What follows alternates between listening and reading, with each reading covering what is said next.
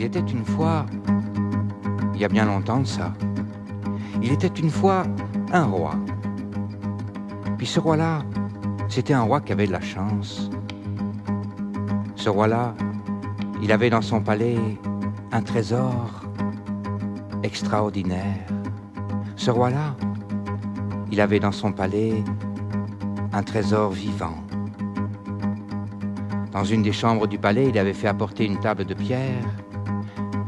Et puis sur la table de pierre, il avait posé une cage d'or. Et puis dans la cage, il y avait un oiseau.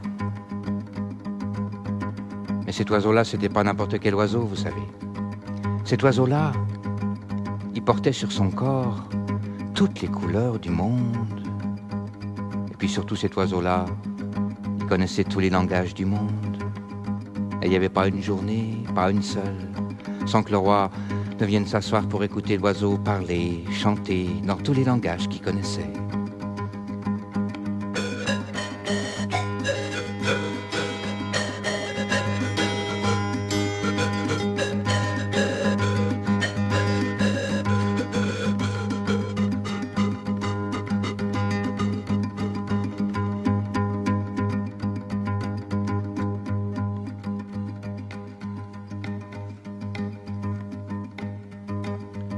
Mais il n'y avait pas une seule journée non plus, pas une seule. Sans que l'oiseau, lui, à un moment ou à un autre, ne s'arrête de chanter ou de parler simplement pour demander au roi quelque chose. Et puis chaque fois, il lui demandait la même chose. Chaque fois, il lui disait « S'il te plaît, roi de ton pays, puisque tu dis que je suis ton trésor le plus précieux, tu pourrais m'accorder une faveur. » Bien sûr, qu'il disait le roi, bien sûr, tout ce que tu voudras. Allez, dis-moi, qu'est-ce qui te ferait plaisir ? Accorde-moi ma liberté. Oui, mais c'était beaucoup demandé au roi. Chaque fois qu'il entendait ça, le roi, ça lui faisait drôle. Il était gêné, il savait pas quoi faire. Puis vous savez, c'était son caractère, il était comme ça, lui. Quand il était gêné, ça le mettait en colère, il se mettait à crier. Il disait, mais qu'est-ce que tu crois ? Tu crois qu'un roi, ça va laisser partir son trésor comme ça ? Qu'est-ce que tu t'imagines ? Ta place, elle est ici. T'es pas bien ici ?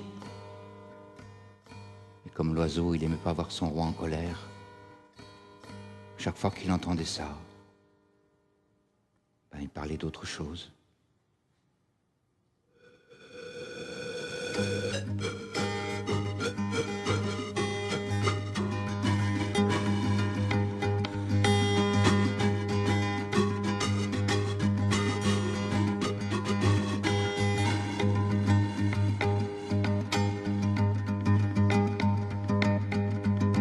Et puis un jour, le roi se préparait pour faire un grand voyage, comme font quelquefois les rois.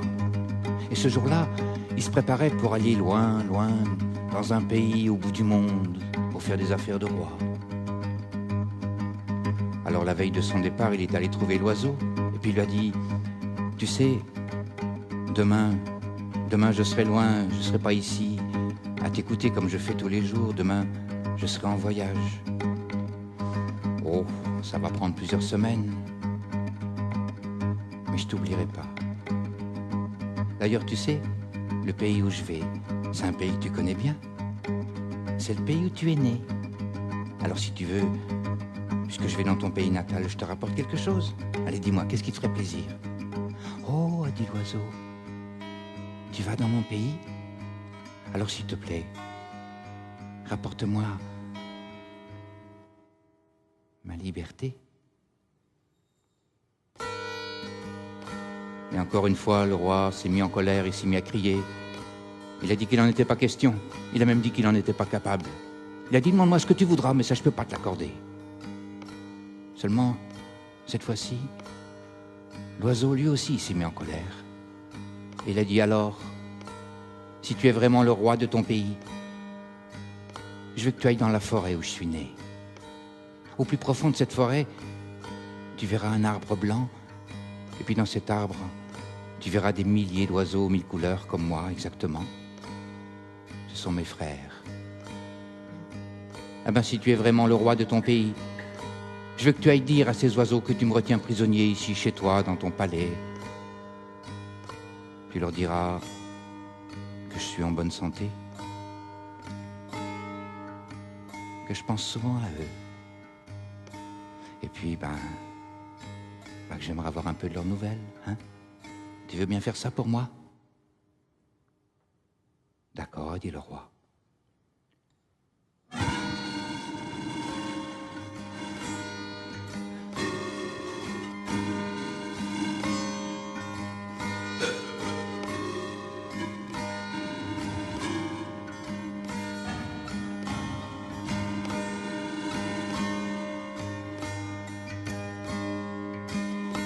Et le roi est parti. Il a marché, marché, il a traversé des pays entiers, et puis il est allé au bout du monde. Il a fait ses affaires de roi. Et puis une fois ses affaires terminées, il a demandé qu'on le conduise dans cette forêt, alors on l'a conduit. Puis il a demandé qu'on le laisse tranquille, alors on l'a laissé. Et seul, le roi s'est enfoncé dans la forêt. Il a marché sous les grands arbres pendant des heures et des heures. Il est allé au plus profond. Et puis bientôt, c'était vrai, il y avait un arbre blanc. Et puis c'était vrai, dans cet arbre, il y avait des milliers d'oiseaux, 1000 couleurs, exactement comme le sien.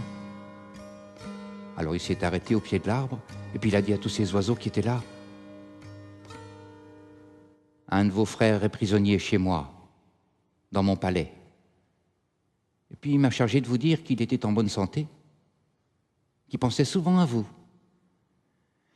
Et puis, qu'il aimerait avoir un peu de vos nouvelles. » Mais à peine le roi avait fini de parler, qu'un des oiseaux tombe de la branche où il était par terre, comme une pierre, comme s'il avait été foudroyé par quelque chose.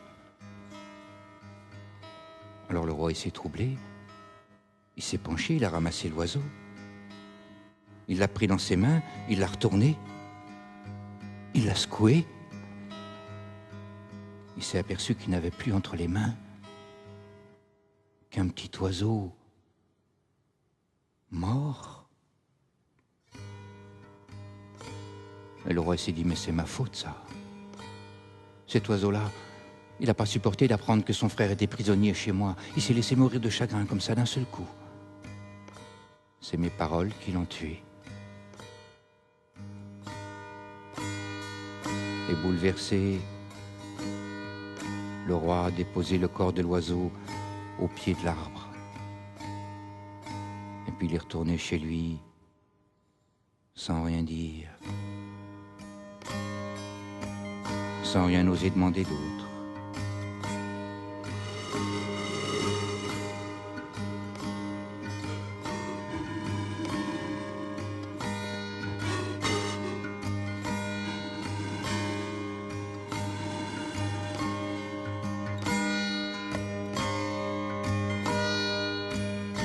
Arrivé dans son palais, la première chose qu'il a faite, c'est de courir à la chambre. Il a poussé la porte, il y avait toujours la table de pierre, la cage d'or, il y avait toujours son oiseau qui était là, bien vivant. Alors le roi, il s'est assis, il était un peu soulagé. Oui, mais l'oiseau, lui, quand il a vu rentrer le roi, lui, il était tout content, lui. Il lui a dit « Bonjour, roi de ton pays. Alors, t'as fait un beau voyage ? T'as fait ce que t'avais promis? T'es allé là-bas? Allez, raconte. Quelles sont les nouvelles? » il a dit.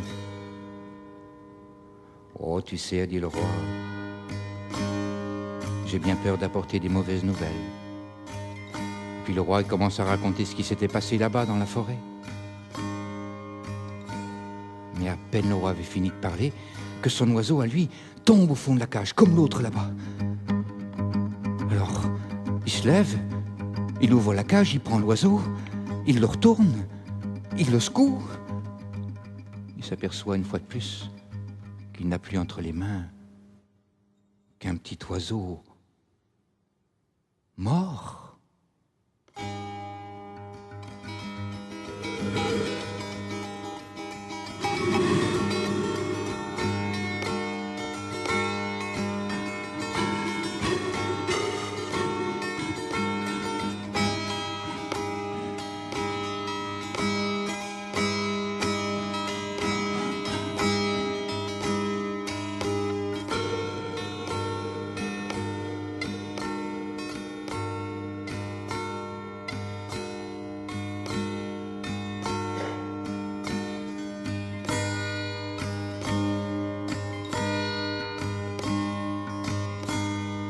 Après avoir longtemps pleuré, le roi, il a fini par se lever, puis il est allé à la fenêtre. Et puis sur le bord de la fenêtre, il a déposé le corps de son trésor. Mais tout à coup, à travers les larmes qu'il avait dans les yeux, le roi a vu l'oiseau aux 1000 couleurs, son oiseau, se réveiller, sauter, s'envoler, et puis il l'a vu se poser sur le plus grand arbre du jardin. Il a entendu l'oiseau lui dire « Merci, roi de ton pays. » Ah ben pour moi, les nouvelles, c'était des bonnes nouvelles, tu vois.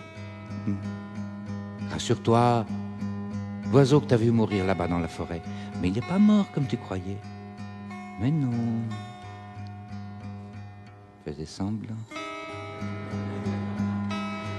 Il était tout simplement en train de dire ce que j'aurais à faire, moi, pour retrouver ma liberté.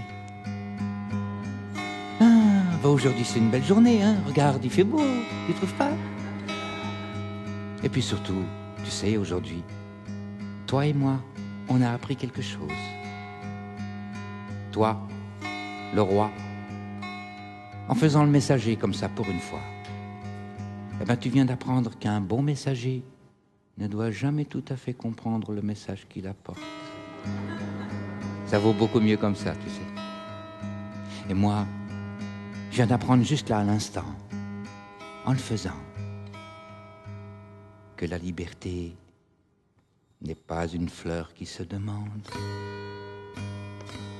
mais qui se prend. Je te souhaite longue vie, roi de ton pays. Que notre histoire nous accompagne. Et on raconte que lentement le roi a refermé la fenêtre et qu'à travers la vitre, il a regardé au loin son trésor disparaître. Tout étonné de se sentir tout à coup lui-même illuminé par un sourire nouveau.